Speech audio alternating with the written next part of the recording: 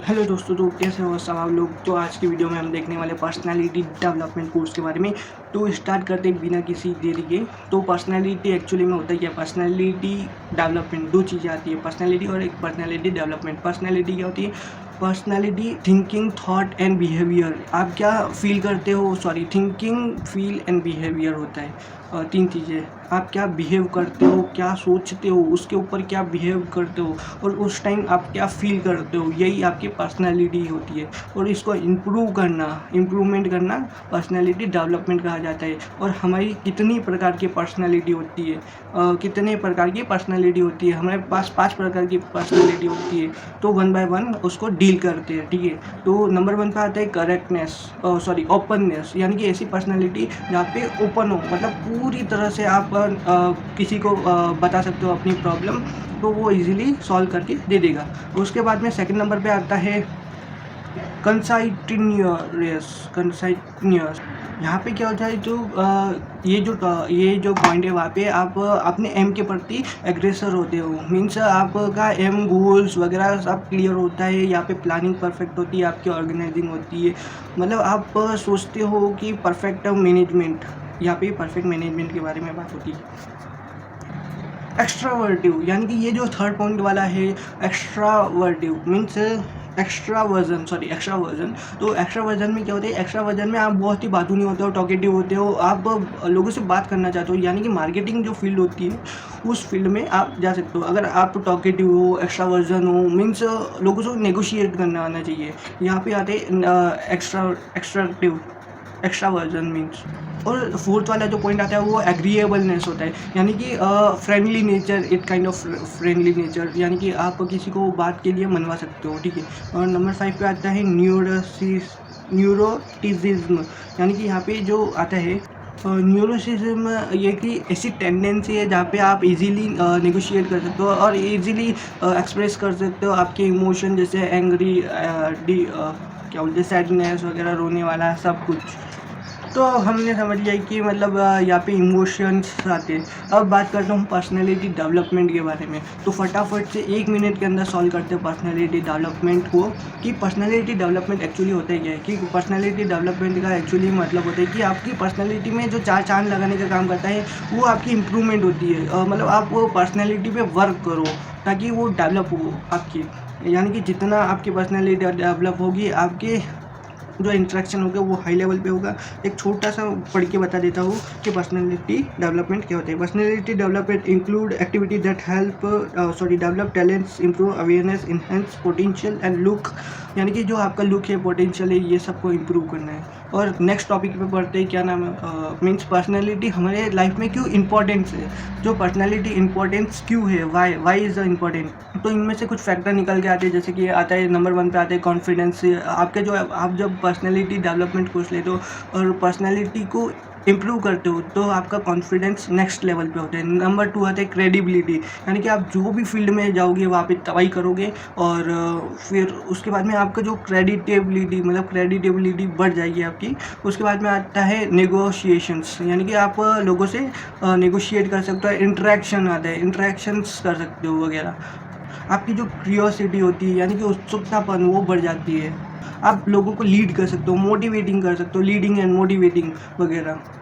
और इसमें से मोस्ट इम्पॉर्टेंट टॉपिक आता है कम्युनिकेशन स्किल, यानी कि ये जो मतलब पॉइंट है कम्युनिकेशन स्किल, यहाँ पे बहुत इंप्रूवमेंट की ज़रूरत है, जो कि मैं आगे आने वाली वीडियो में लाऊंगा कम्युनिकेशन स्किल पे पूरा वीडियो, ठीक है। तो यहाँ पे आता है, यहाँ पे 2 लोगों ने थ्योरी दी है, फ्रेडरियन थ्योरी पर्सनैलिटी पे और एरिक्सन, मेरे को पढ़ते नहीं आ रहा है एक्चुअली। तो आप देख लीजिएगा ये वाले आपकी स्क्रीन पर, एक बार आप रीड कर लीजिएगा। इसको मैं समझाना नहीं चाहता हूँ, मतलब समझा दूंगा किसी और वीडियो में अगर आपको इम्पोर्टेंट लगा तो अब नेक्स्ट टॉपिक पे आप बढ़ते हैं। हमने क्या देखा था, पर्सनैलिटी क्या होती है, पर्सनैलिटी को डेवलप कैसे किया जाता है। और उसके बाद में देखा है कि एक्चुअल में ये इसके जो टाइप होते हैं, टाइप प्रकार देखे, डायमेंशंस देखे, और क्यों ये इंपॉर्टेंस है। अगर वाई क्लियर हो गया, एक बार के लिए वाई क्लियर हो गया बोल रहे तो इंटरेक्शन वगैरह, कॉन्फिडेंस बिल्ड करने के लिए वगैरह, ये सब कुछ के लिए। और इसके बाद में आता है जो पर्सनैलिटी अगर आपकी डेवलप होगी तो उस नेक्स्ट लेवल पे आते हैं तो सक्सेस को कैसे डिफाइन किया जाता है, तो मैं उसको बताता हूँ। और सक्सेस के बाद में अगर आप कुछ कार्य करते हैं, मतलब कुछ काम करते हैं, उसके बाद में आप सक्सेस होते हैं या फेलियर होते हैं, दोनों दो ही चीज़ होती है, या तो पास या फेल, तो दोनों को डील करते हैं अंडर द 5 मिनट्स। तो चलिए स्टार्ट करते हैं। सबसे पहले सक्सेस की बात करता हूँ। तो सक्सेस कुछ भी नहीं है। आप सोचते होंगे कि जो मॉनेटरी टर्म में जो सक्सेस हो चुका है, जो जिसके पास ज़्यादा पैसा आ चुका है और जो काम करता है उसकी वजह से पैसा आ चुका है, वो सक्सेस है। नहीं, वो सक्सेस नहीं है। सक्सेस बोले तो happiness, feelings, thought and thinking, यानी कि आपके पास जो काम कर रहे हो उसमें आप सेटिस्फेक्शन हो, आपको खुशी मिल रही है वो चीज़ करने पे, तो आप सक्सेस हो चुके हो उस चीज़ को। जो आपका बिजनेस है उसमें आपको मज़ा आ रहा है, तो वहाँ पे आप सक्सेस हो चुके हो, ठीक है। और आपकी मॉनेटरी टर्म में भी ग्रोथ होनी चाहिए उसमें। और नंबर सेकंड मतलब जो आता है कि सक्सेस में मतलब क्या चीज़ होते हैं, मतलब success factor responsibility of success, है नी। तो उसमें आता है नंबर 1 आता है डिज़ायर। आपकी जो डिज़ायर होती है वही आपकी सक्सेस की फर्स्ट स्टेप होता है। नंबर 2 पे आता है कमिटमेंट। आप जब कमिटमेंट कर लेते हो, उसको कार्य को फुलफ़िल हो जाता है, तो वहाँ पे आप अचीव कर लेते हो, वही आपकी सक्सेस है, यानी कि। और फिर अगर आप सक्सेस को पाना चाहते हो तो आपको रिस्पॉन्सिबल बनना होगा, यानी कि आपको रिस्पॉन्सिबल बनना होगा और हार्ड वर्क करना होगा। नंबर 4 पॉइंट आता है हार्ड वर्किंग। और नंबर 5 आता है कैरेक्टर, यानी कि आपको जैसा बनना है, सक्सेस पाना है, तो उसकी तरफ कैरेक्टर रखना पड़ेगा, थिंकिंग एंड थॉट उसी प्रकार रखना होगा, ठीक है। उसके बाद में आता है पॉजिटिव बिलीविंग, यानी कि आपको सकारात्मक सोचना होगा। उसके बाद में आता है 7 पॉइंट आता है कि give more than you get, यानी कि आपको जो मिला है, आपके पास जो है उससे ज़्यादा देना होगा, ताकि तभी आप लाइफ में सक्सेस हो पाएंगे। यानी कि आपके पास जो जितना टाइम है उससे भी ज़्यादा टाइम देना होगा, ताकि आप इजीली सक्सेस हो जाए। उसके बाद में आता है द पावर ऑफ परसिस्टेंस, यानी कि पावर ऑफ परसिस्टेंस क्या बोलते हैं कि टू डिटरमाइन द पोस्चर, यानी कि डिटरमाइन पोस्चर, आपका जो पोस्चर है वो सक्सेस के प्रति कैसा है, ठीक है। उसके बाद में नेक्स्ट जो टॉपिक आता है, मतलब टॉपिक नहीं बोलूँगा, जो नेक्स्ट चीज़ आता है सक्सेस के बारे में बोलूँगा कि हर्डलेस मीन्स क्या क्या बाधाएं आती है। तो इनमें से कुछ पॉइंट है, lack of skill, lack of information and lack of beliefs, यानी कि यहाँ पे स्किल की कमी है, इंफॉर्मेशन की कमी है। उसके बाद में लिसनिंग और लिमिटिंग बिलीफ है, यानी कि किसी पे भरोसा नहीं है। और वेल बीइंग होता है, अदर पीपल पे डिपेंडिंग होते हैं हम लोग। और खुद का जो मोटिवेशन होता है वो बहुत लो होता है। और ऑन टाइम होता है, मतलब टाइम की भी कमी होती है कहीं कहीं पे। किसी के पास पैसे नहीं होते, अगर जिम करना है तो पैसे नहीं होते, और किसी के पास मोटिवेशन नहीं होती है। उसके बाद में फियर, कुछ चीज़ हड्डी वड्डी ब्रेक हो गई तो उस चीज़ की फियर, मतलब जिम का एग्जाम्पल ये है। तो ये सब टाइम इन सीजन आते हैं, जो हर दरअसल जो ये बाधा है, रुकावट है सक्सेस की लाइन में। तो हमने देख ली कि क्या क्या हर्डल आ सकता है, क्या क्या बाधा आ सकती है। उसके बाद में नेक्स्ट टॉपिक को डील करते हैं, वो है फेलियर, यानी कि जो फेलियर जो होता है, फेलियर जो टॉपिक है इसके बारे में डील करते हैं अभी। तो फेलियर जो होता है कि किसी भी व्यक्ति को देख कर ये डिसाइड करना कि मतलब जो आगे निकल चुका है और हम जो पीछे रह चुके हैं। किसी भी एग्ज़ाम में जब एवरेज जो मार्क्स होते हैं उसके नीचे जो आते हैं वो फेल होते हैं, जो एवरेज से ऊपर होते हैं वो पास होते हैं, वो सक्सेस होते हैं। तो हम यही देखते हैं कि फेल और पास में क्या डिफरेंट है। जो एवरेज से नीचे आए वो फेल, जो एवरेज से ऊपर है वो सक्सेस या पास। तो ये फेलियर लोगों के द्वारा डिफाइन किया गया है कि मतलब किसी की दूसरे के परसिस्टेंस को देखकर अपना जो नेचर होता है वो चेंज कर देना, वही फेलियर कहलाते हैं। और फेलियर को मतलब बहुत लोगों ने अलग अलग तरीके से डिफाइन किया गया है, जैसे कि आप देख सकते हो। उसके बाद में कि failure is not successful, it is मतलब जहाँ पे फेलियर ये नहीं होता है कि आप अनसक्सेसफुल है, यही मतलब कहने का मतलब यही है। बट इन अदर वे कि आप वहाँ पे देखो कि आप कहाँ पे फेल हुए हो, कहाँ पे वर्क करने की ज़रूरत है, तो वो चीज़ को आइडेंटिफाई करो। तो यहाँ पे कुछ कॉजेज़ दिए गए हैं। तो ये क्या होता है, कॉज ऑफ फेलियर क्या होता है। तो यहाँ पे मोस्ट ऑफ द पीपल यहाँ पे लैक ऑफ परसिस्टेंस भी का आता है कि यहाँ पे लैक ऑफ परसिस्टेंस भी आता है। Means I mean to say that कि यहाँ पे टैलेंट की कमी नहीं है, यहाँ पे नॉलेज की कमी नहीं है, बट वहाँ पे लोग बीच में ही क्विट कर देते हैं। यहाँ पे लैक ऑफ कन्विक्शन भी आते हैं, यानी कि यहाँ पे जो कन्विक्शन आते हैं लोगों को ये रोड मैप नहीं पता होता है कि जाना कैसे है। तो यहाँ पे भी फेलियर का जाना कैसे, तो वहाँ पे अगर चल लेते बिना देखे कि रोड कैसा है क्या है, तो वहाँ पे फेलियर फेस कर सकते हैं। रेशियो एनालाइजेशंस भी एक मोस्ट इम्पॉर्टेंट पॉइंट है यहाँ पे, कि आप बिना रेशियो को एनालाइज किए बिना आप किसी भी फील्ड में उतरते हो तो यहाँ पे फेलियर का फेस कर सकते हो। जो आपने पास्ट में मिस्टेक करी है वही आप दोहराते हो तो यहाँ पे फिर से फेल हो सकते हो। पास्ट की मिस्टेक ना दोहराए, प्लस यहाँ पे देखो डिसिप्लिन, जहाँ पे डिसिप्लिन नहीं होता है वहाँ पे फेलियर देखने को मिलता है अपन को, ठीक है। तो यहाँ पे देखते हैं कि डायमेंशन देखता है, पुअर सेल्फ स्टीम होता है, फैटलिस्टिक एटीट्यूड होता है, यानी कि जो एटीट्यूड होता है मैं खुद का काम खुद कर लूँगा वगैरह, ये एटीट्यूड नहीं चलता है। एक टीम वर्क होता है, वहाँ पे टीम वर्क जहाँ पे होता है वहाँ पे फेलियर कम देखने को मिलता है।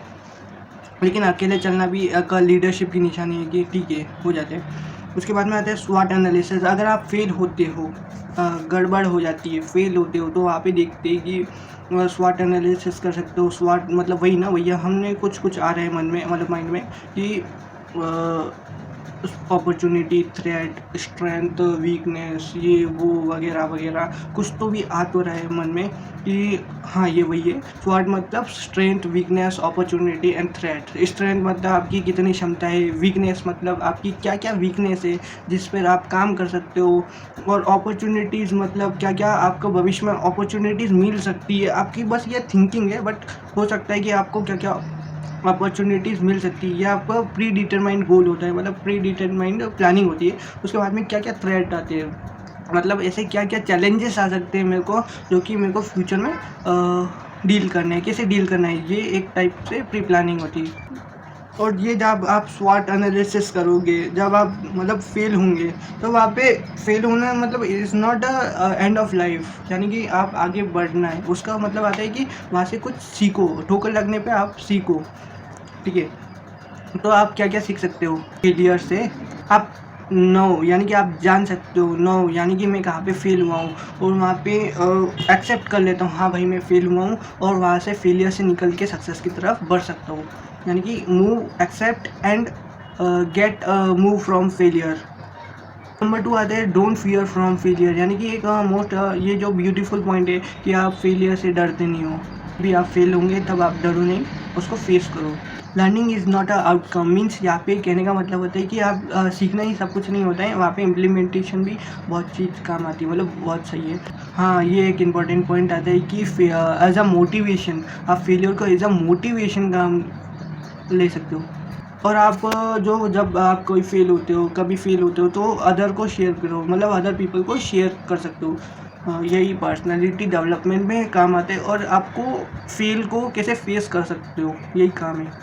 तो जब फेल होते हो उसके बाद में आप सक्सेस की तरफ प्रिपरेशन स्टार्ट करते हो, तो वहाँ पे कुछ इनिशियल स्टेप लेने होते हैं, और वहाँ पे कुछ हैबिट आप सोचते हो कि आप अभी तक मतलब फेल नहीं हुए, चलो मान लेते फेल नहीं हुए, लेकिन आपको सक्सेस होना है, फेल नहीं होना है, तो उसके लिए कुछ इनिशियल स्टेप होते हैं जो कि आप फॉलो कर सकते हो। नंबर 1 आता है कि मेक अ डिसीजन, यानी कि एक निश्चित डिसीजन लो, फिक्स डिसीजन लो, गोल सेटअप करो वगैरह, ये एक डिसीजन होता है। Never exceptions to your new habits, means ये थोड़ा कुछ लाइन गड़बड़ हो गया है। Never allow an exceptions to your new habit, मतलब कहने का मतलब आपका जो एक्सेप्शंस है या एक्सक्यूजेस है वगैरह ये सब कुछ नहीं चलेगा। अब लोगों को बताओ कि आप न्यू बिहेवियर ट्राई कर रहे हो, या जो आप जो सोच रहे हो, visual your new habits, means I mean to say that कि आप विजुअलाइज करो आपकी जो न्यू हैबिट को है।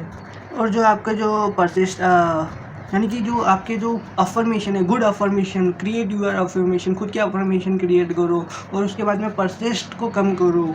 रिजॉल्व योर परसिस्ट, जो भी आपका जो प्रॉब्लम आ रही है, परसिस्ट आ रही है, जो उसको रिजॉल्व करो, मतलब सॉल्व करो। Basically reward your self, final stage होती है रिवॉर्ड यूर सेल्फ। जब आप छोटे छोटे पॉइंट पे रिवॉर्ड करते हो तब आपका कॉन्फिडेंस बढ़ता है, और कॉन्फिडेंस जब बढ़ेगा आपकी पर्सनैलिटी बढ़ती है, पर्सनैलिटी बढ़ी तो आपको सक्सेस इजीली मिल सकती है। ये इजी वे टू सक्सेस है।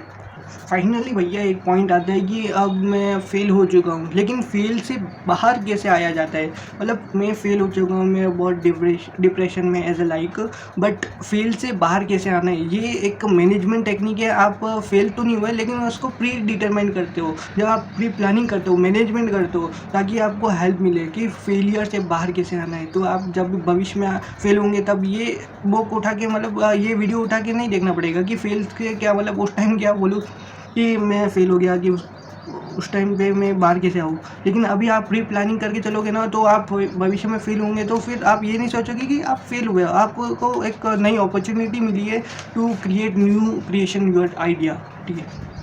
तो मैं कुछ टिप देना चाहूँगा कि ओवरकम फ्रॉम फेलियर्स वगैरह, इस टॉपिक पे कुछ टिप देना चाहूँगा। नंबर 1 आता है कि बी इंटेंशनल, यानी कि आपका जो इंटेंशन है वो क्लियर होना चाहिए, इंटेंशनल होना चाहिए, नहीं कोई मजाकिया होता है, कोई मतलब इंटेंशन क्लियर होना चाहिए कि किस इंटेंशन, किस भावना से है। आपकी जो इमोशन है उसको कंट्रोल में रखो, इम्प्रेस योर इमोशंस, यानी कि जो आपका अनहेल्दी वगैरह ये थोड़ा फास्ट फूड का खा सकते हो, ताकि आपका जो पेन है, वो जो दर्द है उसको रिड्यूस कर सकते हो। यानी कि मोमोज़ वगैरह, पिज़्ज़ा, ये थोड़ा बहुत खा सकते हो, अनहेल्दी फूड खा सकते हो। उसके बाद में आप ये मेक श्योर करो कि आप हेल्थी रूटीन मेंटेन करो, और कॉपी स्किल मतलब सॉफ्ट कॉपी स्किल को डेवलप करो। और जो फेलियर के प्रति आपकी जो सोच होनी चाहिए वो एक रियलिस्टिक होनी चाहिए। उसके बाद में एक पॉइंट आता है कि आप उसको जो मिथ्या वर्णन बोल सकते हैं, कि मतलब जो आपने गलत सोच रखा है फेलियर के बारे में, तो उसको हटा दो। और आप इसी टॉपिक को अगर यूट्यूब पे सर्च कर सकते हो तो कर सकते हो, रिसर्च फ्रॉम फेलियर, मतलब आप रिसर्च कर सकते हो कि कौन कौन फेमस लोग हैं वो फेल हुए हैं। बहुत सारे मिल जाएंगे, पूरी लिस्ट और ढेर लग जाएगी यहाँ पे।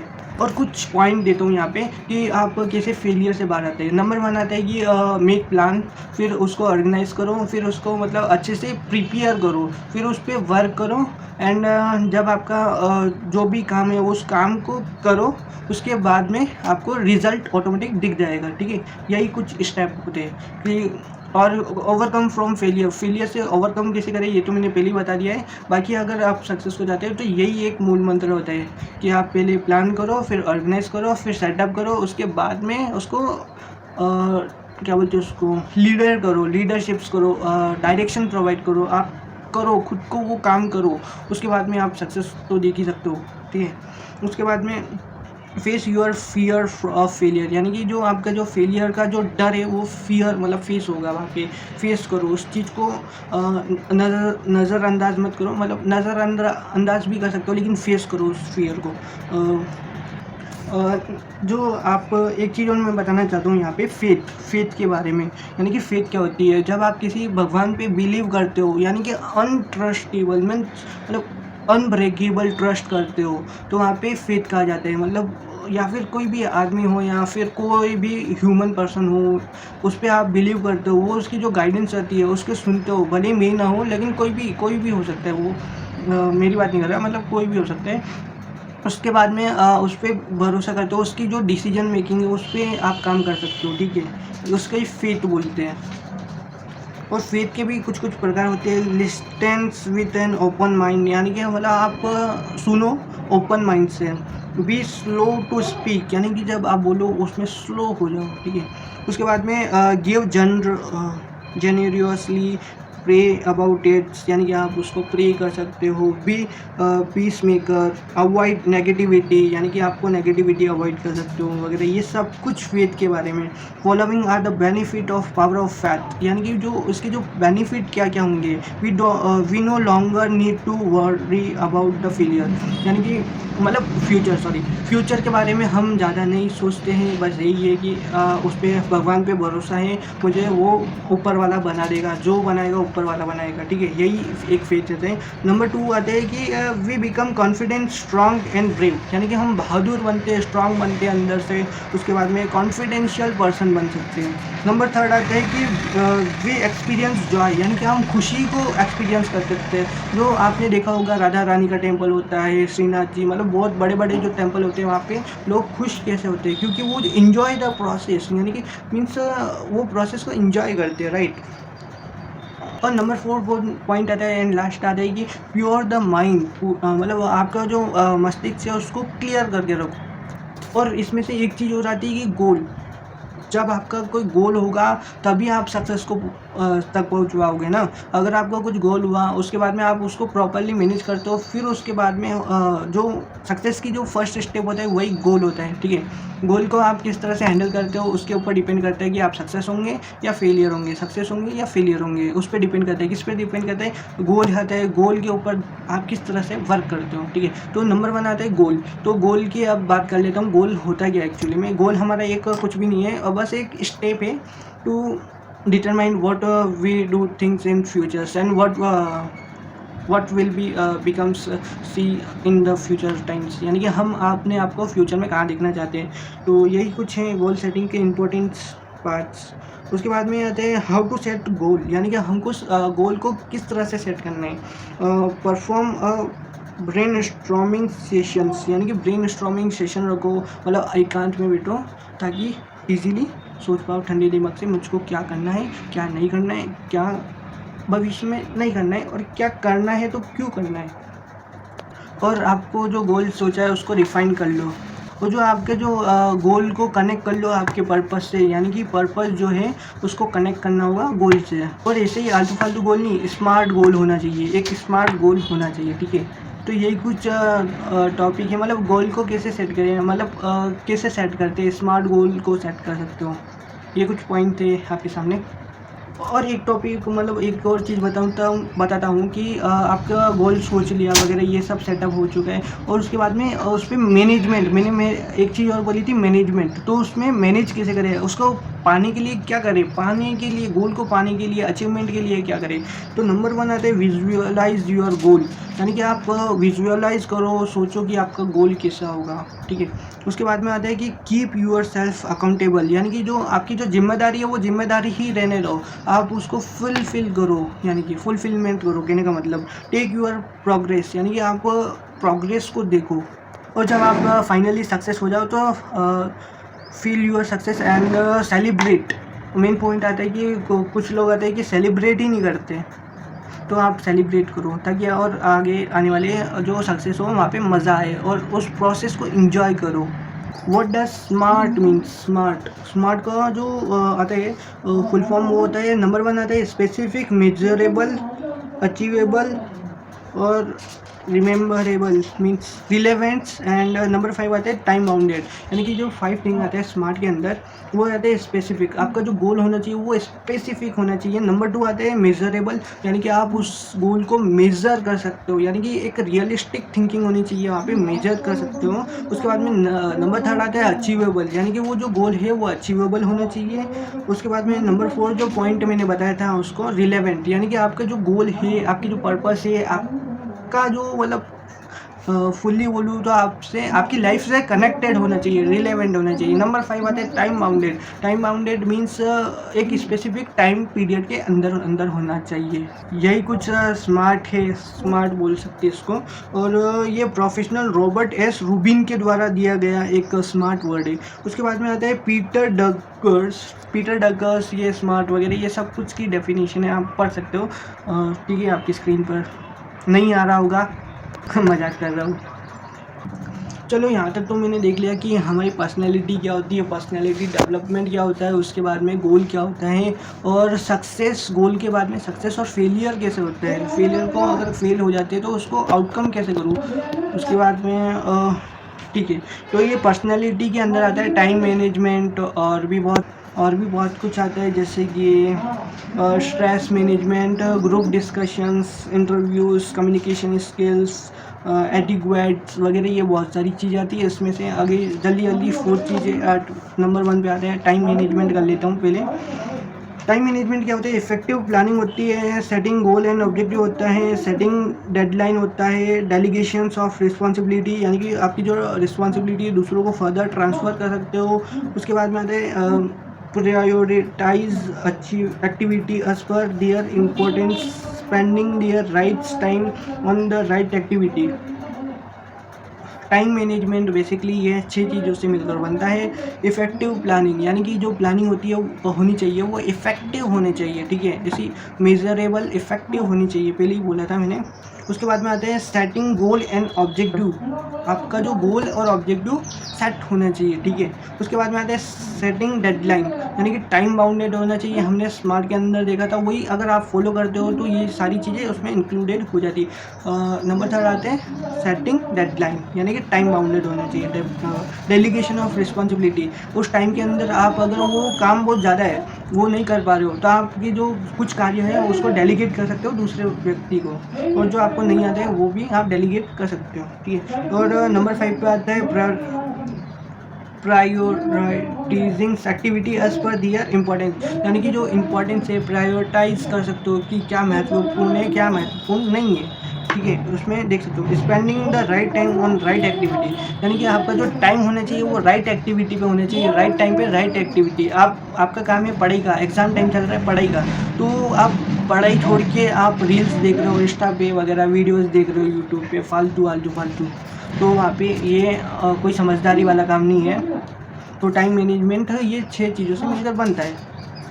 अब मैं कुछ बता देता हूँ कि इसमें मतलब टाइम मैनेजमेंट से हमको क्या क्या बेनिफिट्स हो सकते हैं, एडवांटेजेस क्या क्या हो सकते हैं, बेनिफिशियल है हमारे लिए। कि नंबर 1 आता है रिडक्शन ऑफ स्ट्रेस लेवल, यानी कि स्ट्रेस लेवल का रिडक्शन हो सकता है। हमारा जो टास्क है उसके अंदर सेकंड नंबर वाला पॉइंट आता है कि टास्क पर फोकस होता है, टास्क पर फोकस कर सकते हैं टाइम मैनेजमेंट होगा तो। एक डिक्रीज प्रोक्रास्टिनेशन, यानी कि टालने की आदत को कम कर सकते हैं। गेन सेल्फ कॉन्फिडेंस, हमारा जो सेल्फ कॉन्फिडेंस है उसको बूस्ट कर सकते हैं away from of the goal, यानी कि हम गोल से कितनी दूर है उसको मेजर कर सकते हो, और हमारा जो गोल का डर है वो कम कर सकते हैं।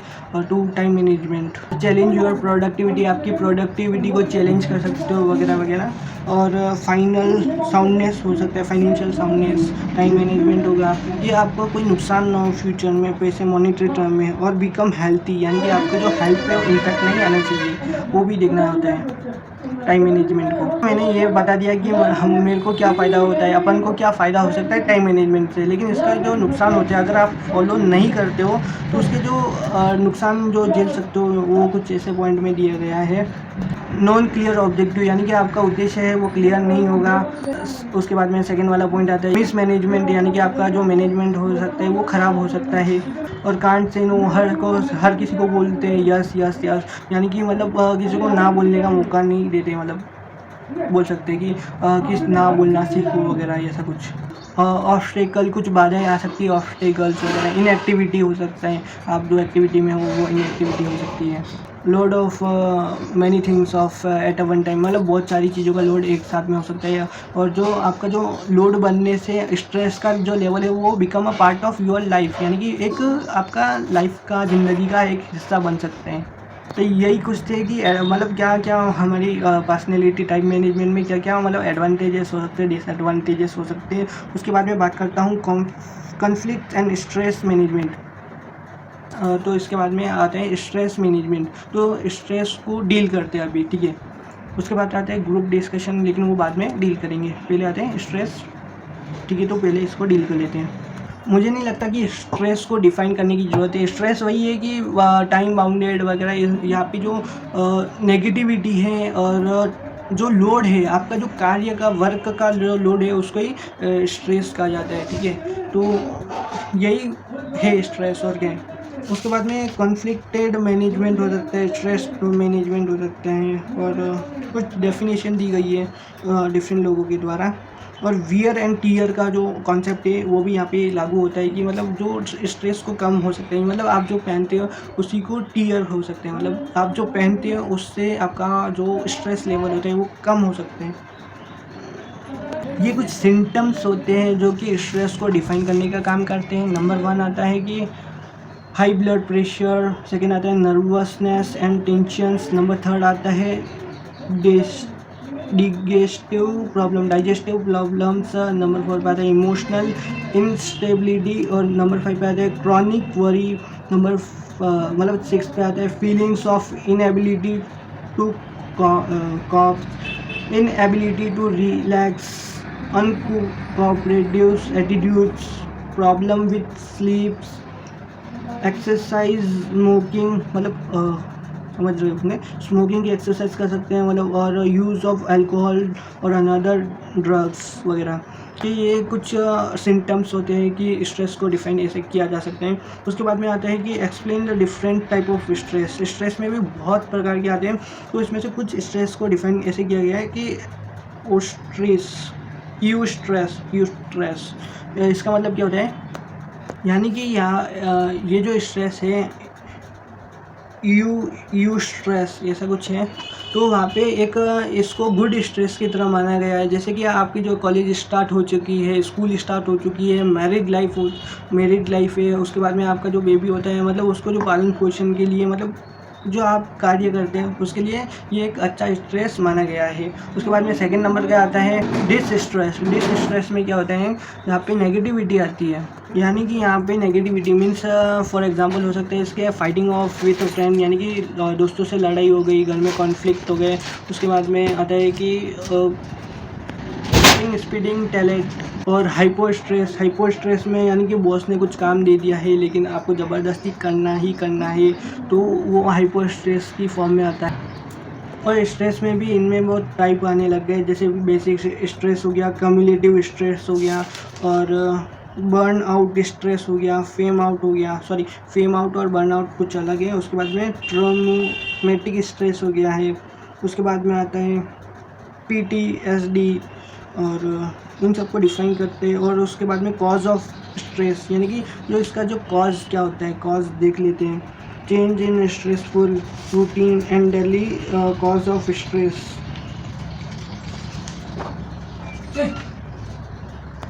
इसमें भी बहुत सारे कॉजेज आते हैं। कॉजेज में देख सकते हैं कि रिलेशनशिप्स में आते हैं, इन्वायरमेंट्स में स्ट्रेस आ सकता है, work of schools, colleges and social life, internal external, बहुत सारे, मतलब मेरे को खुद को सोचते सोचते स्ट्रेस होने लग गया है।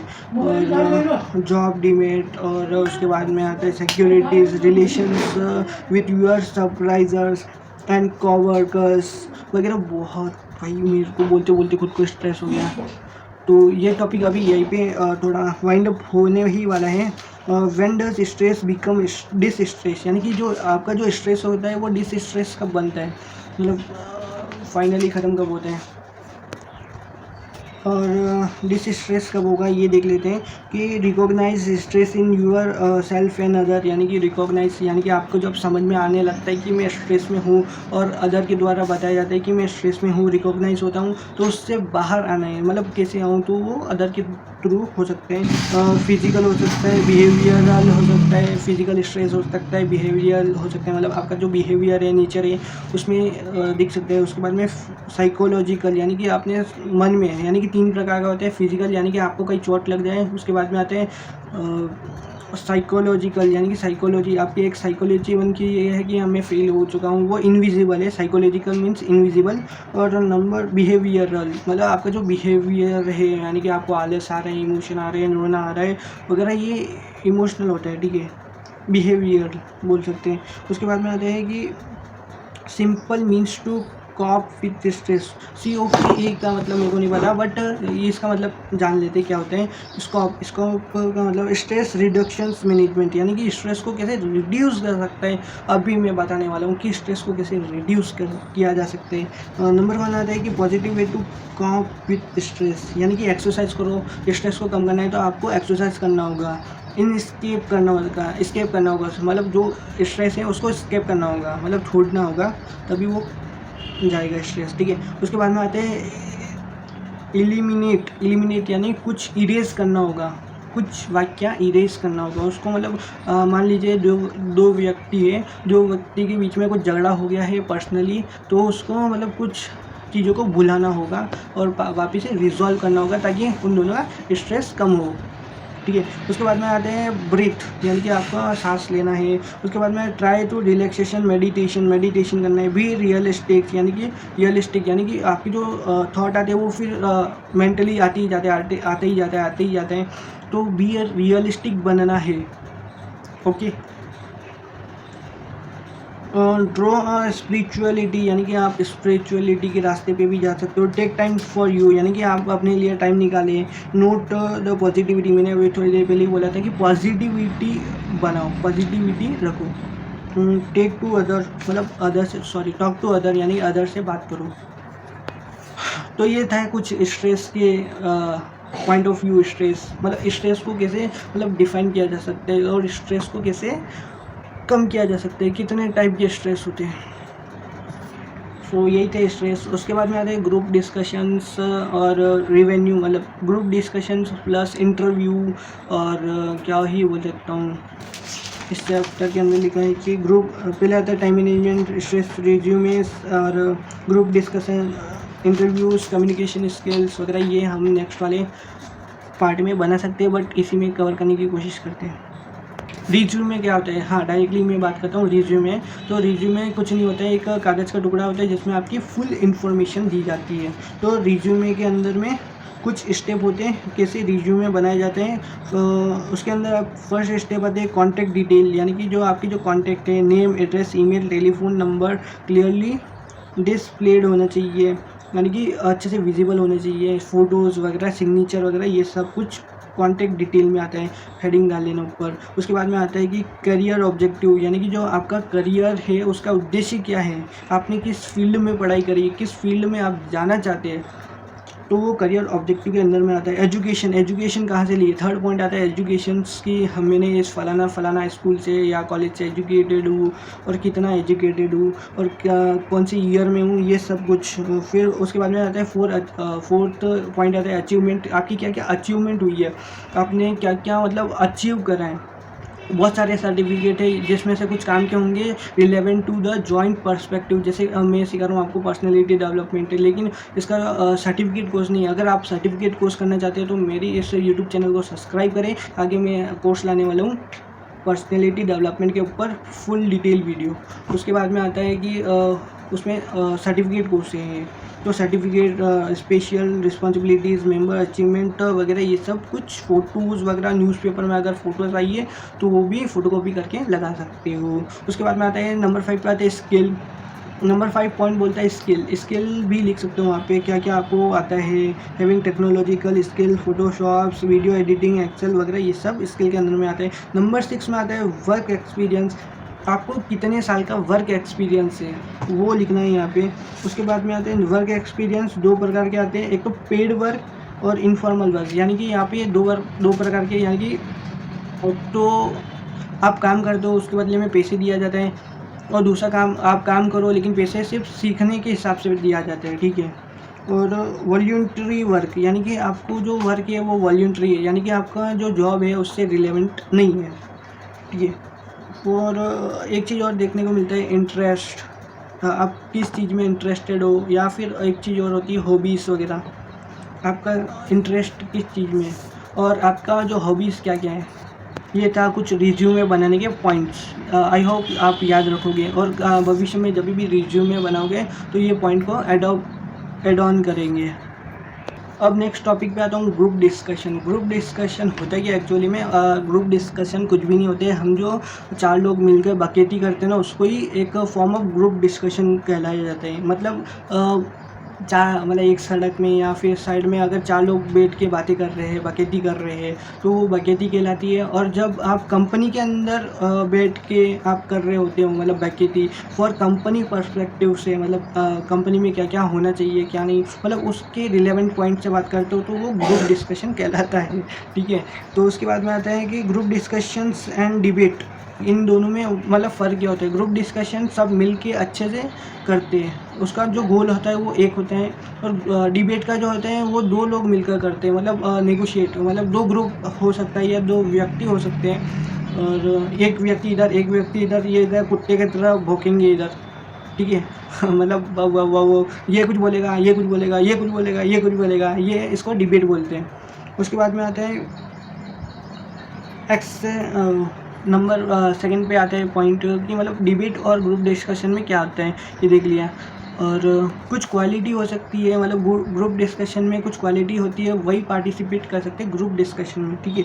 तो नंबर 1 पे आते हैं टीम प्लेयर, यानी कि जो टीम को प्ले करते हैं, टीम प्लेयर हो सकता है। रीजनिंग हो सकता है, रीजनिंग जिसकी थिंकिंग रीजनिंग स्किल अच्छी है, लीडरशिप्स अच्छी है, और फ्लेक्सिबल अच्छा है, मतलब फ्लेक्सिबिलिटी उसके अंदर, इनिटेटिव है, असेंटिवनेस है, और क्रिएटिविटी है वगैरह, ये सब पॉइंट आते हैं। What are the phases in GD, यानी कि फेज़ क्या क्या आ सकते हैं जीडी के अंदर, यानी ग्रुप डिस्कशन के अंदर फेज़ क्या क्या आ सकते हैं। इनिशिएटिव, इंट्रोडक्शन, 3 ही फेज़ आते हैं वैसे तो।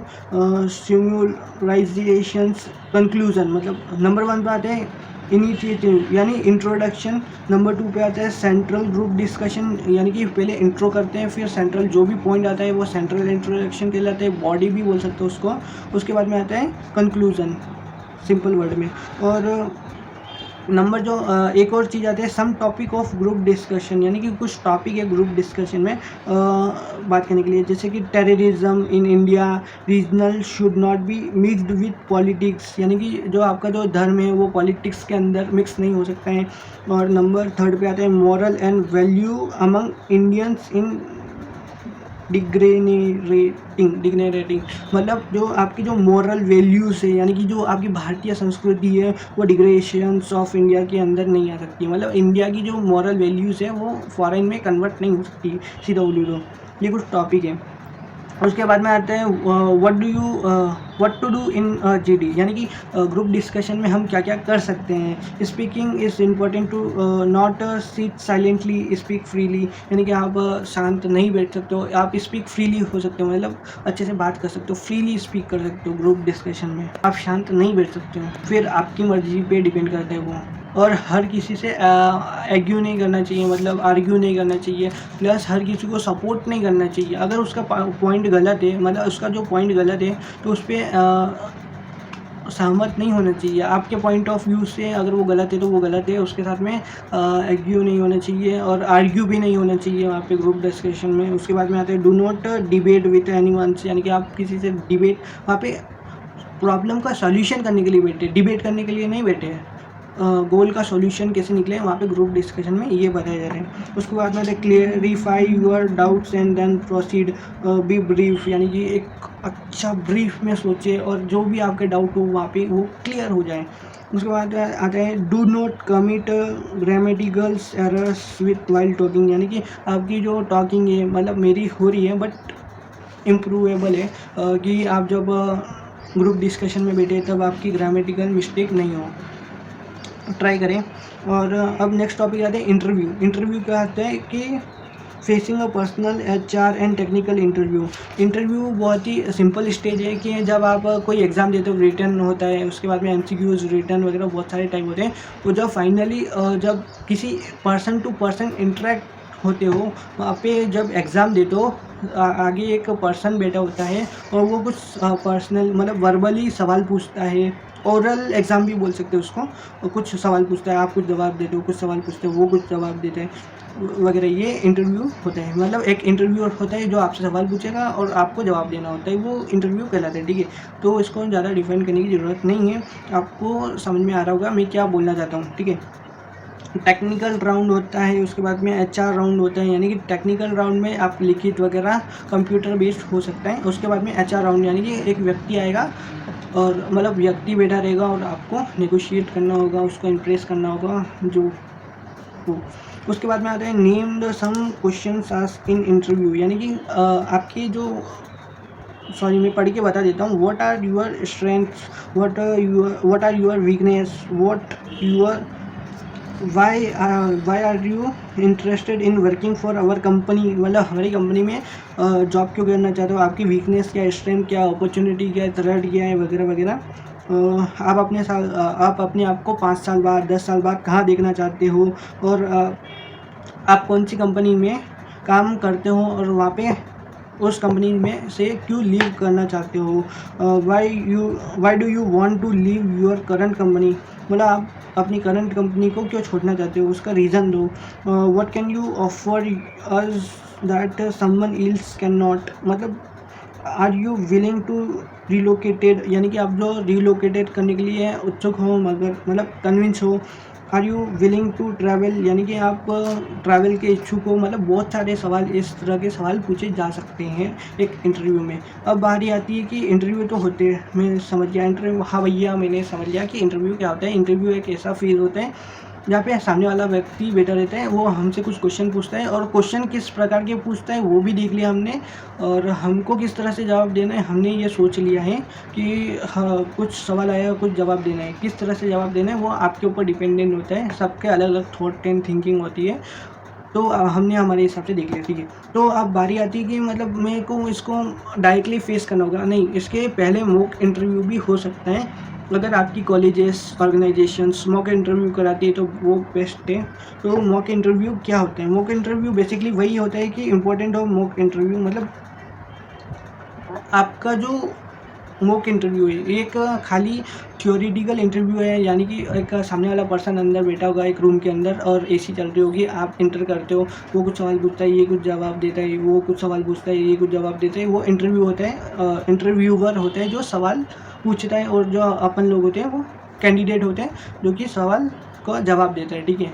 तो वो मॉक इंटरव्यू है, लेकिन उसमें सिलेक्शन नहीं होते हैं, ठीक है। तो इसका जो एडवांटेजेस आते हैं, मतलब इसमें क्या क्या फ़ायदे हो सकते हैं मॉक इंटरव्यू के अंदर, तो वो देखते हैं। नंबर 1 आता है help in reducing anxiety and stress related to the interviews. मतलब जब आप इंटरव्यू में जाएंगे तब आपको एंजाइटी होगी, स्ट्रेस होगा, वो रिड्यूस करने के लिए मॉक इंटरव्यू कंडक्ट किए जाते हैं, ठीक है। Greatly supportive in boosting candidates confidence, यानी कि जो कैंडिडेट्स का जो कॉन्फिडेंस होता है वो बूस्ट करना है। पहले वाला पॉइंट में देखा था जो स्ट्रेस होता है उसको कम करना है, सेकंड वाले पॉइंट में कॉन्फिडेंस को बूस्ट करना है। नंबर 3 पे आते हैं कि offer you with constructive feedback and friendly, यानी कि जो आप किस तरह से इंटरव्यूअर के साथ फ्रेंडली नेचर बिल्ड करते हो, ये सब सीखते हो मॉक इंटरव्यू में, ठीक है। और हाउ टू मैनेज टाइम, यानी कि वहाँ पे भी टाइम को मैनेजमेंट होता है, ये सब कुछ सीखते हो एक मॉक इंटरव्यू में, ठीक है। Some mock interview questions and answer freshers, यानी कि कुछ आंसर फ्रेशेड है। और नंबर 4 वाला पॉइंट पढ़ लेता हूँ, excellent way to get prepare for behavioural based interview, यानी कि आपका जो इंटरव्यू के अंदर जो बिहेवियर होगा वो कैसे होगा, ठीक है। उसके अंदर में से एक कुछ क्वेश्चन पढ़ लेता हूँ। What measure accomplish did you achieve during your course study programme, यानी कि ऐसा कुछ क्वेश्चन पूछ सकता है बीच में से कि आपने जो कोर्स लिया है, स्टडी की है, उसके अंदर क्या आपने क्या अचीव करा है, यानी कि आपसे पढ़ने के लिए पढ़ा है कि कुछ अचीव करने के लिए पढ़ा है, यानी कि कुछ सीखने के लिए पढ़ा है। तो ये कुछ क्वेश्चन हो सकते हैं, इसका इम्पोर्टेंस ध्यान रखें। चलिए तो नेक्स्ट टॉपिक स्टार्ट करते हैं, कम्युनिकेशन स्किल्स। और इसमें भी बहुत सारे आते हैं कि मतलब एटिक्वेट्स और कम्युनिकेशन स्किल्स। तो सबसे पहले आते हैं कम्युनिकेशन स्किल्स। तो कम्युनिकेशन स्किल क्या होता है, इसको सीखने से पहले कम्युनिकेशन का मतलब जानना होगा। कम्युनिकेशन क्या होता है? कम्युनिकेशन बेसिकली मतलब होता है कि दो व्यक्ति आपस में कम्युनिकेट करते हैं। यहाँ पे स्पेसिफिक नहीं है कि दो व्यक्ति हो सकते हैं, मतलब बहुत सारे, मिनिमम 2 और मैक्सिमम अनलिमिटेड, ठीक है। तो यहाँ पे व्यक्ति की असंख्य, मतलब दो व्यक्ति के बीच में जो वार्तालाप होती है, संचार होता है, वो उस कम्युनिकेशन कहते हैं, ठीक है। तो कम्युनिकेशन बेसिकली मतलब यही है। और कम्युनिकेशन स्किल क्या होता है, जब हम किसी को कुछ बोलते हैं तो गलती से कुछ रॉन्गली मैसेज चला जाता है, जैसे हमने कुछ बोला और सामने तक पहुँचा कुछ और, है ना। तो ये कम्युनिकेशन में बैरियर के अंदर में आता है। तो मतलब यही बैरियर को दूर करने के लिए कम्युनिकेशन स्किल लगाया जाता है। स्किल का मतलब होता है कि उसको सुधारना, अपनी कम्युनिकेशन स्किल को सुधारना। तो स्किल का बेसिकली मतलब यही फंडामेंटल निकल के आता है। और कम्युनिकेशन का मतलब होता है सिर्फ बातचीत करना, बस, और कुछ नहीं। उसके बाद में आता है हम क्लासिफिकेशन कैसे करेंगे कम्युनिकेशन स्किल का, मतलब क्लासिफाइड कैसे करेंगे, ठीक है। तो उसमें देखते हैं, इसमें भी क्लासिफिकेशन बहुत तरह के होते हैं। नंबर 1 आता है इंट्रापर्सनल कम्युनिकेशंस, नंबर 2 आता है इंटरपर्सनल कम्युनिकेशंस, नंबर 3 आता है ग्रुप कम्युनिकेशन, नंबर 4 आता है मास कम्युनिकेशन, नंबर 5 आता है मीटा कम्युनिकेशन, मतलब आगे का आता है, नेक्स्ट आता है verbal communication and non verbal communications, और ETC एक्सेट्रा, और भी बहुत आते हैं इसके अंदर में। और इनको डिफाइन 1 बाय 1 डिफाइन करता हूँ। इंट्रा कम्युनिकेशन यानी ऐसा कम्युनिकेशन जो ऑर्गेनाइजेशन के अंदर अंदर हो, या फिर ऐसा भी हो सकता है कि मतलब अपने खुद से बात करना, यानी कि अपने मन के अंदर ही बात करना, इंट्रा पर्सनल कम्युनिकेशन कहलाता है। यानी कि एक व्यक्ति होता है, यानी कि मैं खुद मेरे मन के साथ बात कर रहा हूँ, थॉट जिसको बोलते हैं। और सेकेंड आता है इंटरपर्सनल कम्युनिकेशन। इंटरपर्सनल कम्युनिकेशन में ऐसा कम्युनिकेशन जहाँ पे दो व्यक्ति आते हैं और अपना पर्सनल ओपिनियन शेयर करते हैं इंटरपर्सनल कम्युनिकेशन में। उसके बाद में आता है ग्रुप कम्युनिकेशन। ग्रुप कम्युनिकेशन में मिनिमम नंबर मतलब 4-5 लोग आएंगे, ग्रुप बनाएंगे और वहाँ पे बातचीत करेंगे। और यहाँ पे मिनिमम नंबर या फिर मैक्सिमम नंबर लिमिटेड ही होते हैं, मतलब गिनती के होते हैं। और मास कम्युनिकेशन में ऐसा कम्युनिकेशन है ये जहाँ पे हग नंबर ऑफ पीपल है, मतलब ह्यूज नंबर ऑफ पीपल बोल सकते हैं इसका, कि मतलब जैसे न्यूज़पेपर हो गया, यहाँ पे मतलब एक बहुत लार्ज नंबर ऑफ अमाउंट में कम्युनिकेशन हो रहा है। जैसे न्यूज़पेपर हो गया, टेलीविज़न हो गया, मोबाइल फ़ोन हो गया आपका, टेलीफोन मतलब टेलीफोन तो नहीं बोलूँगा, मोबाइल फ़ोन हो गया। और भी बहुत सारे जो नेटवर्क आते हैं, जो नेटवर्किंग हो गया वगैरह, ये सब एक मास कम्युनिकेशन में आता है। यानी कि एक कम्युनिकेशन चैनल होगा और पूरे वर्ल्ड में फैलेगा, ठीक है। और उसके बाद में आता है मीटा कम्युनिकेशन। मीटा कम्युनिकेशन कुछ नहीं है, बस मीटा कम्युनिकेशन एक टाइप का कम्युनिकेशन है जहाँ पे अपन शेयर करते हैं एक्सप्रेसली थॉट, यानी कि जो स्पीकर के जो चॉइस होते हैं वो वर्ड होते हैं और लिसनर के ऊपर डिपेंड करते हैं कि वो क्या सुनना चाहता है, ठीक है। ये मास कम्युनिकेशन है। और verbal communication and non verbal communication क्या होता है? वर्बल कम्युनिकेशन वो कम्युनिकेशन है जो बोल के, शब्द के द्वारा, स्पीक के द्वारा, रीड के द्वारा, थिंकिंग एंड राइटिंग के द्वारा ये किया जाता है। और जहाँ पे वर्ड आता है वहाँ पे वर्बल आता है। और नॉन वर्बल यानी एक्सप्रेसली, मीन्स मैं आपको हैंड मूवमेंट से बता रहा हूँ, आई कांटेक्ट से बता रहा हूँ वगैरह वगैरह, ये नॉन वर्बल कम्युनिकेशन के अंदर आता है। इसका जो मेन पर्पस होता है वो क्या होता है? To inform and to persuade. Number 1 आता है टू इन्फॉर्म, यानी कि किसी को इन्फॉर्मेशन देने के लिए। और नंबर 2 आता है परस्यूएड, मतलब किसी को इन्फॉर्मेशन लेने के लिए, ठीक है। यही बेसिक मतलब है।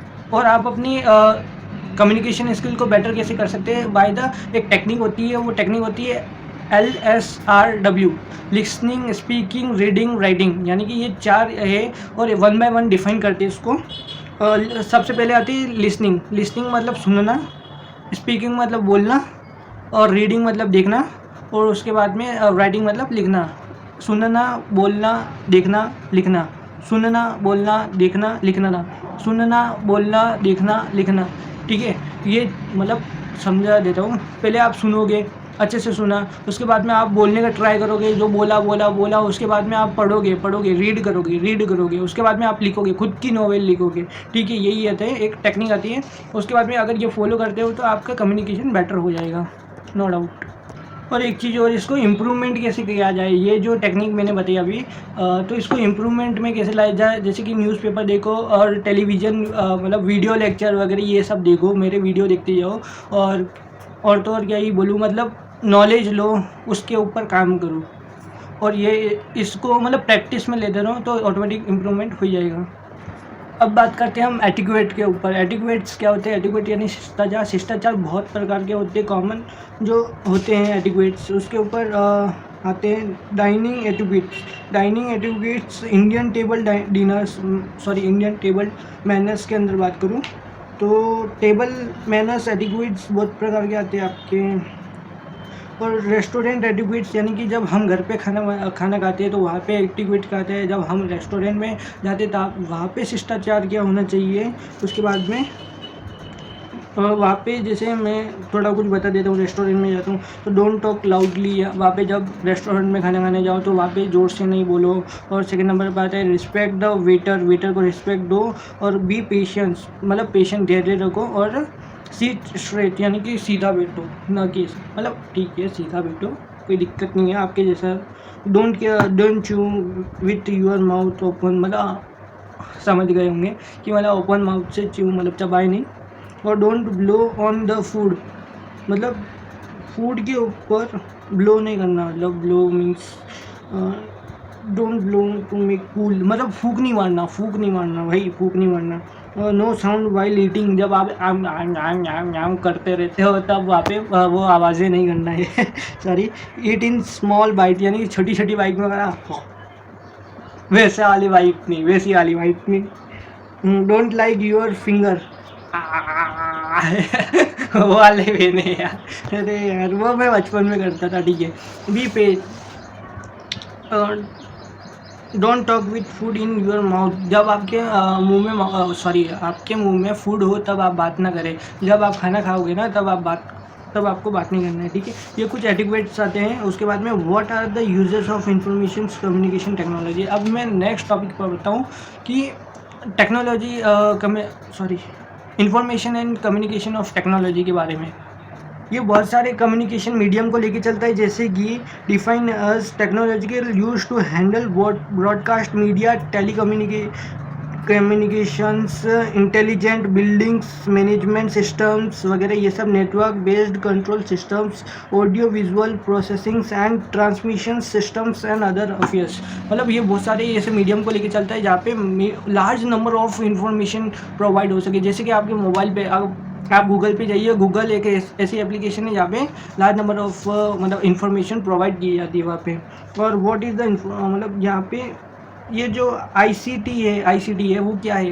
ये एक लार्ज नंबर ऑफ इंफॉर्मेशन है। ये जो इन्वेंट हुई थी इंक्रीज इन मतलब जो पॉपुलरिटी, ये जब पॉपुलरिटी कब आई थी 1997 में एक एड के अंदर ये पॉपुलर हुआ था। ये याद रखना, ये पूछ सकते हैं 1997 के एड के अंदर ये पॉपुलर हुआ था, ठीक है। What is the important information of communication technology in today's world. यानी कि आज के जो इंफॉर्मेशन एंड कम्युनिकेशन टेक्नोलॉजीज आज के वर्ल्ड में कैसे काम करती है, मतलब कितना है। आप देख ही रहे हो, आपके सामने मोबाइल है, उसके बाद में टेलीविज़न है, और सबसे जो मेन वास्ट चीज़ जो लगती है, मतलब बहुत बड़ी चीज़ जो लगती है मेरे को, वो है आपका मोबाइल फ़ोन, सेल फ़ोन और इंटरनेट। ये एक कम्युनिकेशन का बहुत बड़ा माध्यम है। उसके बाद में आते हैं what are the component information communication and technology. मतलब इसके जो कंपोनेंट है, क्या क्या कंपोनेंट है। उसके बाद में आता है कि आज सिस्टम ऑफ कंसिडर, मतलब फॉलोइंग कंपोनेंट्स है, मैं पढ़ के बता देता हूँ। नंबर 1 आता है cloud computing, software, hardware, transcribe, communication technology, data, internet. ये कुछ कंपोनेंट है इसके।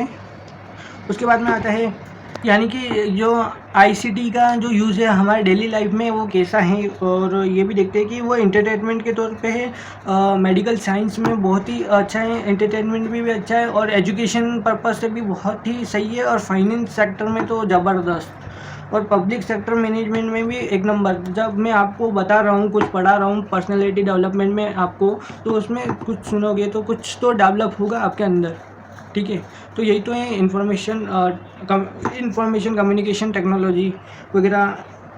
आईसीटी इन होम इलेक्ट्रॉनिक्स, यानी कि होम इलेक्ट्रॉनिक्स के अंदर बहुत ही सही ज़बरदस्त ग्रोथ देखने को मिली है। उसके बाद में एजुकेशन में मैंने बताया था, एग्रीकल्चर में मिला था, बिजनेस में मिला था, और जॉब पर्सपेक्टिव से बात करूँ तो मैनेजर, और उसके बाद में डेवलपर्स, एनालिटिक्स बना था, इंजीनियर बना, मतलब इंजीनियरिंग के अंदर भी बहुत ही सही चल रहे हैं, ठीक है। तो ये आईसीटी का मतलब बहुत ही रुतबा चल रहा है इस दौर में।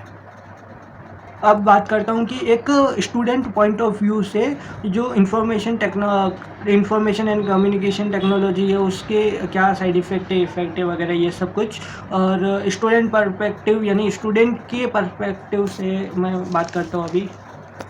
नंबर 1 आता है एजुकेशन के पर्सपेक्टिव से, मतलब एजुकेशन बेटर बन जाती है इससे।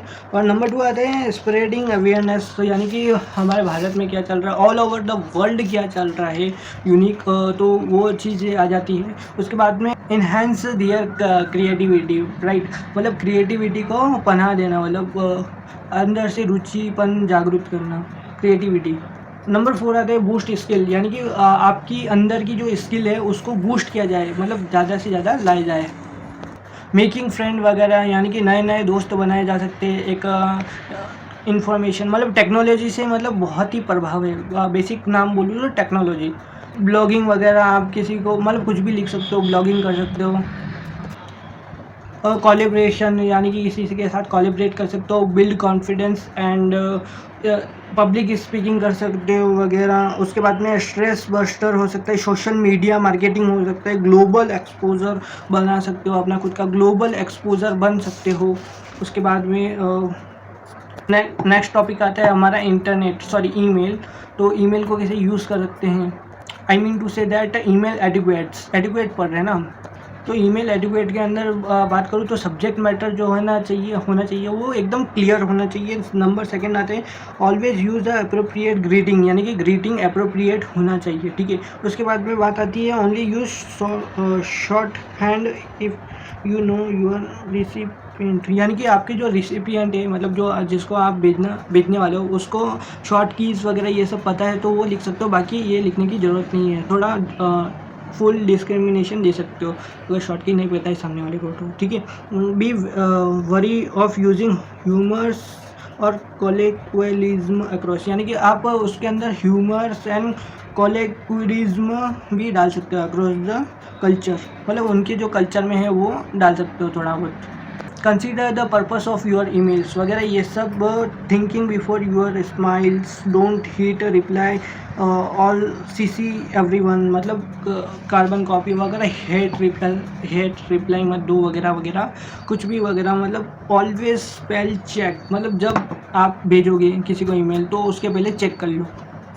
अब हमने देख लिया एटिक्वेट। एटिक्वेट का मतलब होता है शिष्टाचार। फिर से बताता हूँ, एटिक्वेट मतलब शिष्टाचार होते हैं। शिष्टाचार यानी एक गुड मैनर्स भी बोल सकते हैं इसको, और उसका मतलब थोड़ा सा नेटिक्वेट जैसा है। अब ये नेटिक्वेट वर्ड क्या होता है इसको समझते हैं।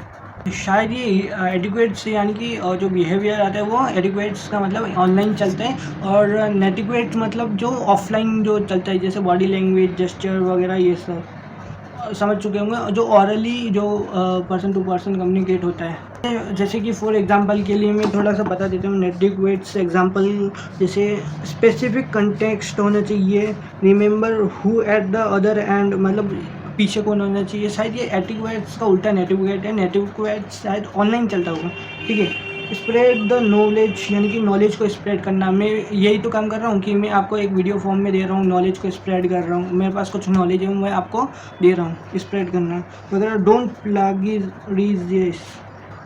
मीन्स आगे बढ़ते हैं। उसके बाद में ड्रेसअप्स, आई इमेज वगैरह ये सब देखना, और नेवर स्पैम वगैरह, कोई गलत काम मत करो। डोंट शॉट आउट्स वगैरह, प्राइवेसी इन पर अमाउंट्स में होना चाहिए, पर अमाउंट्स में होना चाहिए। और डोंट हाइड, मतलब कुछ भी छुपाओ नहीं किसी से, अगर उसके बारे में अगर कुछ इन्फॉर्मेशन है तो उसको छुपाओ नहीं, ठीक है।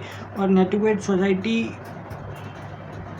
क्या होता है, बिजनेस नेटिक्वेट्स आते हैं। नेटिक्वेट्स में भी बहुत सारे टाइप होते हैं, बिजनेस नेटिक्वेट आते हैं, यू विश टू ट्रीटेड और इफेक्टिव इलेक्ट्रॉनिक गैजेट्स, यानी कि नेटिक्वेट्स के मतलब यही होता है कि बेसिकली इंटरनेट द्वारा जो चलने वाला है, जो अभी मैं कर रहा हूँ। जैसे आप ऑफलाइन तो पढ़ रहे हो, लेकिन ये एक नेटिक्वेट का साइन है, ठीक है। अब नेक्स्ट टॉपिक आता है गैजेट। गैजेट के ऊपर मतलब गैजेट बहुत तरह के होते हैं, गैजेट और एप्लीकेशन। गैजेट क्या होता है, एप्लीकेशन होता है। और जो हमारा लास्ट जो टॉपिक आता है वो आता है soft skill and hard skill. ये हमारा लास्ट सेकंड टॉपिक है जो कि है गैजेट्स। सबसे पहले मैं ये बता देता हूँ कि गैजेट्स होता क्या एक्चुअली में। गैजेट्स वो चीज़ होती है जो टेक्नोलॉजी वो इंसानों के द्वारा बनाई गई है, जैसे कि ये मोबाइल, टैबलेट, टेलीविज़न, ये सब गैजेट के अंदर आता है। टेलीफोन वगैरह ये, और वीडियो गेम्स वगैरह, पीसी, कंप्यूटर, लैपटॉप, ये सब गैजेट है, ठीक है। उसके बाद में आता है कि ये इम्पोर्टेंस क्यों है, वर्सेटिलिटी, मतलब ये पूरा डिफाइन करने के लिए, ये सब टाइम सेविंग है वगैरह। उसके बाद में आते हैं मल्टीटास्किंग, एक साथ में बहुत ज़्यादा काम कर सकते हैं। डेवलपिंग लैंग्वेज स्किल, यानी कि आपकी जो लैंग्वेज स्किल होगी वो डेवलप होगी। फास्ट अप्रोच होगी। Electronic gadget have made human life effortless, यानी कि जो हमारी जो लाइफ है अभी बिल्कुल एफर्टलेस बन चुकी है, आप भी देख रहे होंगे, ठीक है। और उसके बाद में कुछ हानि भी होती है, डिसएडवांटेजेस भी होते हैं, वो भी देख लेते हैं। Increase aggregations, disadvantages of gadgets वगैरह, ये भी बहुत ही देखने को मिल रहा है। उसके बाद में आता है मतलब एक चीज़ और देखने को मिलता है कि गैजेट्स को कैसे इफ़ेक्ट कर रहे हैं हमारी स्टूडेंट लाइफ को। जैसे कि नंबर 1 आता है लीड टू ऑब्सिटी, मतलब जो भी है, मतलब डिस्ट्रैक्ट करता है, ऑब्सिटिविटी को डिस्ट्रैक्ट करने का काम करता है। मतलब ऐसा फालतू की वीडियो बहुत चलते हैं ना यूट्यूब पे, फॉर एग्जांपल के लिए फालतू के यूट्यूब, फालतू की रील्स ऑन इंस्टाग्राम, ये सब एग्जांपल है इसके। और वो होता है कॉजेस हियरिंग्स प्रॉब्लम, यानी कि जो सुनते हैं इंटरनेट के बारे में उस प्रॉब्लम को फेस करना पड़ता है। ड्रेसिंग अप द आई, यानी कि जो आई का मतलब ब्लू रेस ज़्यादा मतलब देखना, उस पर आई पे इफेक्ट आता है, आँखों पे। और इंक्रीज चांसेस ऑफ कैंसर, इसकी वजह से कैंसर भी हो सकता है। उसके बाद में आते हैं एक्टिवेट बैक पेन, यानी कि अब मैं आपको पढ़ा रहा हूँ तो अब मेरे को नहीं आपको नहीं मतलब आपको पता है कितने घंटे से पढ़ा रहा हूँ तो कितना मतलब बैक पेन होता है किसी को, और आप जब लेटे लेटे मोबाइल देखते हो तो भी बैक पेन हो सकता है। ये गैजेट बहुत ही मतलब डिसएडवांटेजेस का काम करते हैं। उसके बाद में देखते हैं कि गैजेट्स स्टूडेंट्स के मतलब इफ़ेक्ट में कैसे आते हैं, जैसे कि मतलब गैजेट्स को मतलब स्टूडेंट को कैसे इफ़ेक्ट करते हैं वही देखता हूँ। जैसे बिहेवियरल प्रॉब्लम आती है, देख आज की जो जनरेशन है वो बिहेवियर में मतलब एकदम अकड़ूपन सा होता है ना कोई अगर ये पर्सनैलिटी आप डेवलप नहीं, अगर ये आप पर्सनैलिटी डेवलपमेंट नहीं करते हो तो ये आपका बहुत ही इफेक्ट आने वाला है। और स्टूडेंट लाइफ में इफ़ेक्ट कैसे आता है ये देखते हैं कि मतलब नंबर 1 बताया था बिहेवियरल प्रॉब्लम हो सकता है, और नंबर 2 आता है less time for play and loss of social skills, यानी कि जो सामाजिक जो स्किल होती है वो उसका जो होता है ना लॉस होता है, और फिजिकल गेम में थोड़ा इंटरवेंशन कम होता है। उसके बाद में आता है ऑब्सिडी और स्लीपिंग प्रॉब्लम, यानी कि आज की जनरेशन में देखते हैं कि रात को 2-2 3-3 बजे तक जगते हैं, मोबाइल देखते हैं वगैरह। उसके बाद में आता है वायलेशंस, मतलब वायलेंस आता है, मतलब शोर शराबा है ना। आप बोलोगे शोर शराबा तो गेम खेलते उस टाइम भी आता है, लेकिन वो शोर शराबा अलग है, ये वाला शोर शराबा अलग है, ठीक है। Define mobile applications definition of mobile application. अब मैं मोबाइल एप्लीकेशन की बात करता हूँ तो मोबाइल एप्लीकेशन वो एप्लीकेशन है जो कि डिफरेंट पर्पज़ से यूज़ होता है, यानी कि हर एक वो ऐप एंड हर वो एक सॉफ्टवेयर मीन्स क्या बोलते हैं उसको, सॉफ्टवेयर बोल सकते हैं उसको, कि हर एक वो एप्लीकेशंस बोला जाता है, जो कि इंस्टाग्राम हो गया, यूट्यूब हो गया आपका, उसके बाद में व्हाट्सअप हो गया, ये सारे एक टाइप ऑफ एप्लीकेशन है। तो वो एप्लीकेशन को यूज़ करने के लिए मतलब डिफरेंट काइंड ऑफ स्टेजेस होती है और उनका प्रोटोकॉल भी अलग अलग होता है। तो उन प्रोटोकॉल को मतलब समझने के लिए आप अगर कॉलिंग का प्रोटोकॉल देखते हैं, कॉलिंग पे जाता हूँ मैं, ठीक है। तो कॉलिंग पे क्लिक करो, उसके बाद में डायल करो नंबर, उसके बाद में डायलिंग पे क्लिक करो, फिर ये प्रोटोकॉल ऑन हो जाता है। उसके बाद में यूट्यूब का डिफरेंट प्रोटोकॉल है, व्हाट्सअप का डिफरेंट प्रोटोकॉल है, सबका अपना अपना डिफरेंट प्रोटोकॉल से यूज़ होता है। इनको एप्लीकेशन बोलते हैं, ठीक है।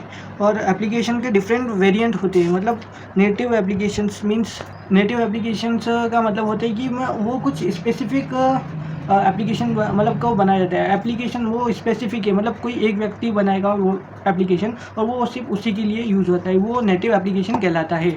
और एजुकेशनल एप्लीकेशन वो सब एप्लीकेशन हम देखते हैं जहाँ पे एजुकेशन के पर्पज़ से बनाया जाता है। जैसे मैं नाम तो नहीं लेना चाहूँगा, फिर भी फॉर एग्जांपल के लिए अगर मैं भविष्य में कुछ ऐप बनाता हूँ तो वो एप्लीकेशन बोलते हैं। ऐप का फुल फॉर्म होता है एप्लीकेशन, ठीक है। एजुकेशनल एप्लीकेशन हो सकता है, उसके अंदर में बिजनेस एंड प्रोडक्टिविटी एप्लीकेशन हो सकता है, जैसे आप देखते हो मीशो, मिंत्रा वगैरह ये सब।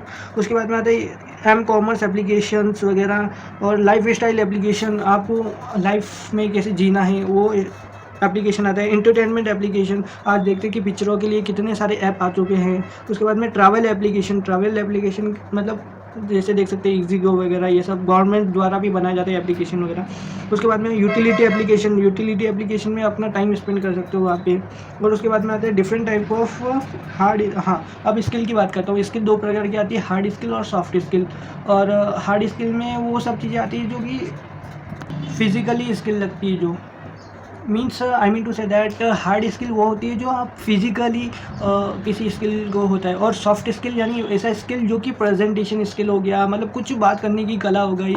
उसके बाद में लीडरशिप, ये सब सॉफ्ट स्किल के अंदर आता है। तो डिफ्रेंशिएट कैसे कर सकते हैं हम, मीन्स हार्ड स्किल को थोड़ा बहुत बता देता हूँ यहाँ पे कि some of the most demanded hard skills including database management, Adobe software suite, network security, statistical analytics, data analytics, data mining, mobile development, ये कुछ हार्ड स्किल है। यानी कि ये जो सीखने वाले प्रोफेशनल कोर्स होते हैं, मीन्स ये हार्ड स्किल के अंदर आते हैं। सॉफ्ट स्किल के अंदर आते हैं integrity, dependability, effective communications, open mindless, team work, creativity, problem solving, critical thinking, adaptability, organisation, willingness to learn, empathy वगैरह, ये सब सॉफ्ट स्किल के अंदर में आता है।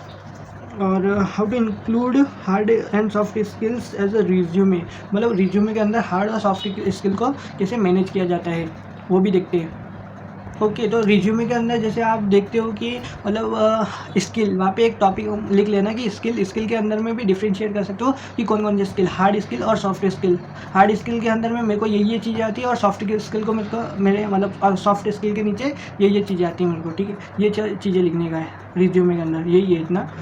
और एक क्वेश्चन यहाँ पे एक और आता है कि आप जब इंटरव्यू में, रिज्यूमे की बात तो हो गई, अब इंटरव्यू में जब बारी आती है हार्ड स्किल और सॉफ्ट स्किल को प्रेजेंट करने में, तो आप हार्ड स्किल को प्रेजेंट नहीं कर सकते हो, लेकिन एक अपॉर्चुनिटी और एक चांसेस बन जाता है कि आप सॉफ्ट स्किल को प्रेजेंट करें इन इंटरव्यू में एक बेस्ट अपॉर्चुनिटी मिलती है कि इंटरव्यू में हार्ड स्किल को प्रेजेंट करें, सॉफ्ट स्किल को प्रेजेंट करें, सॉफ्ट। यानी कि यहाँ पे जो 2 स्किल मैंने सिखाई थी अभी, हार्ड स्किल और सॉफ्ट स्किल, इसके बारे में अगर अभी कुछ हाइलाइटेड पॉइंट होते हैं जहाँ पे ये चीज़ दिखती है, तो यहाँ पे मैं सॉफ्ट स्किल से स्टार्ट करता हूँ। सॉफ्ट स्किल में क्या क्या बताया गया है। सॉफ्ट स्किल में मतलब मेंटेनिंग आई कांटेक्ट और स्पीकिंग क्लियरली, और भी बहुत सारे, शोइंग सब time and early to interview, यानी कि टाइम का ध्यान रखना, टाइम मैनेजमेंट वगैरह, ये सब सॉफ्ट स्किल के अंदर में आता है, जो कि आपको दिखाता है कि आपके अंदर सॉफ्ट स्किल है। और हार्ड स्किल के अंदर ये बताता है कि in blazing your ratings your on your experience, training के अपॉन, और आप पोर्टफोलियो बता सकते हो। उसके बाद में टेक्निकल क्वेश्चन के इजीली आंसर दे सकते हो। तो ये सब सॉफ्ट स्किल और हार्ड स्किल के अंदर में आता है। तो गाइस यही तक था ये वीडियो, और आपका जो पर्सनालिटी डेवलपमेंट का जो कोर्स था वो पूरा हो चुका है, कंप्लीट वीडियो बन चुकी है। तो ये वीडियो यही तक था। कैसा लगा कमेंट करके ज़रूर बताना, और किसी और ज़रूरतमंद व्यक्ति तक ये ज़रूर पहुँचाना जिसकी कम्युनिकेशन स्किल्स बेटर हो जाए, अपनी पर्सनैलिटी को इम्प्रूव करे ताकि। और सेकेंड पार्ट आने वाला है जल्दी, to be waited for it.